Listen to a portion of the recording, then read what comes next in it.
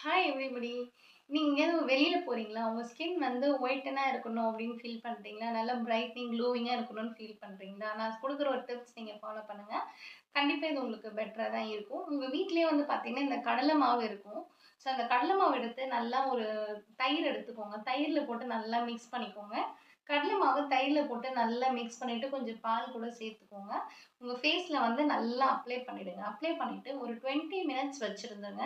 20 மினிட்ஸ்க்கு அப்புறமா உங்க ஃபேஸ் வந்து நல்லா நீங்க வாஷ் பண்ணிடுங்க. போட்டு நல்லா ஸ்க்ரப் மாரி தேய்க்காதீங்க. நார்மலா வாட்டர் போட்டீங்கனாலே அது எல்லாமே ஊறிடும். அதுக்கப்புறம் நீங்க வாஷ் பண்ணிடுங்க. ஸோ இது மாரி பண்ணும்போது இன்ஸ்டன்ட்டா உங்க ஃபேஸ் வந்து பிரைட்டாவும், நல்ல ஒரு க்ளோவிங்கா இருக்கும். நல்ல சாஃப்ட்னஸ்ஸா இருக்கும்.